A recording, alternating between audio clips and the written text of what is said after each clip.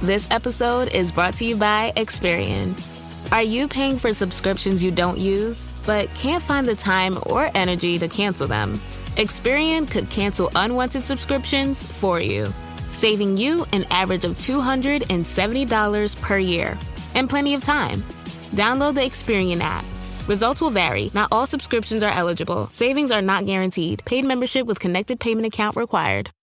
This is Optimal Relationships Daily, episode 2254. 3 Truths to Help Parents Foster Their Children into Adulthood, by Dr. Jack Stoltzfus of ParentsLettingGo.com. Hello, everybody, and welcome back to another parenting episode here on ORD, brought to you by me, Greg Audino. Great to have you here today and every day. And with that, let's jump right into this really terrific read from regular contributor and parenting expert Dr. Jack Stoltzfus as we optimize your life. 3 Truths to Help Parents Foster Their Children into Adulthood, by Dr. Jack Stoltzfus of ParentsLettingGo.com. In the book I've written, The Launch Code, Loving and Letting Go of Our Adult Children, I describe 3 truths that form the foundation of the work I do with parents and young adults to ensure a positive transition to adulthood.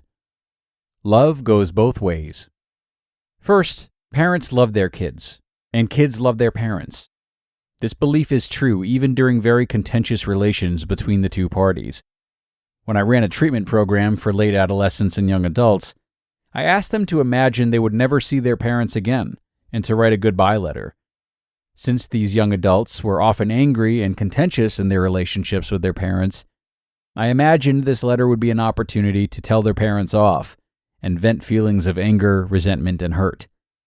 To my surprise, each of these delinquent, substance-abusing young people wrote how they were sorry for their behavior and the trouble they caused and expressed their love for their parents.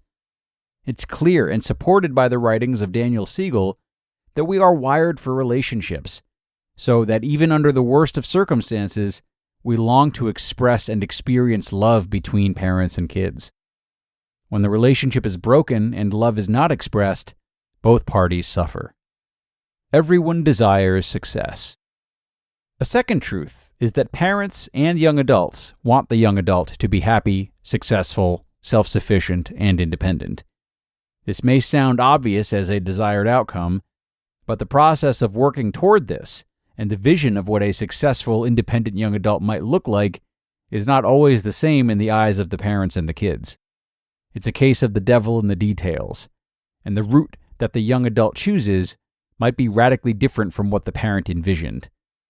That said, it's an important reminder to both parties that the end state, albeit defined somewhat differently by each party, is the same. This is critical to my approach to getting parents and their young adults on the same page. Since we're talking about young adults, they need to express their vision of the future and the steps they want to take to achieve this. And parents need to express a desire to help them with this process. Incidentally, I have not had any young adults say they just wanted to live with mommy and daddy in 5 years or buy a van and head for Big Sur, a 60s fantasy, or that they thought they would be happy living in a box under a bridge. Most young adults today strive for conventional goals: a good job and career, marriage and family, and a house. Unfortunately, the economic reality of owning a home is out of reach for many young adults. Thus, achieving these goals takes much longer. Striving for a smooth transition. A third truth is that both parents and young adults want the process of separation and transitioning into adulthood to go smoothly. Our kids want to continue to have a good relationship through the process of achieving adulthood. Neither party wants to sever ties with the other and leave with hatred or resentment. Failure to launch scenarios include the parents who kick their kids out of the house, or the kids who slam the front door as they leave and threaten to never talk to the parents again. There is a growing trend for young adults to cut off ties with parents. 1 in 4 young adults living outside the home go silent for an average of 4 months, and 1 in 10 never reconnect. This trend goes deeper than simply a letting go problem, and may have roots in long-standing practices and resentments between parents and kids. Estrangement from the kids we love is painful, and in some cases can be worse than death.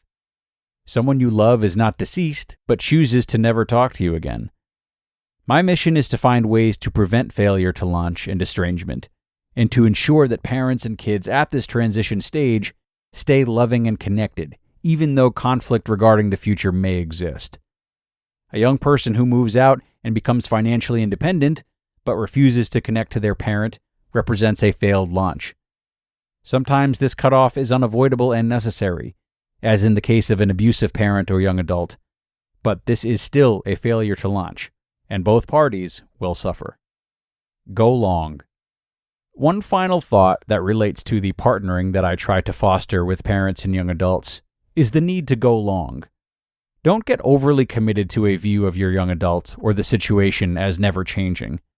It may feel that way, but in my experience, most young adults, barring serious mental illness or untreated addiction, will right themselves at some future point. This may come after several starts and stops, mistakes and failures, and much experimentation, but it will happen. The most important virtue that parents can practice, beyond continuing to reinforce unconditional love for their young adult child, is patience.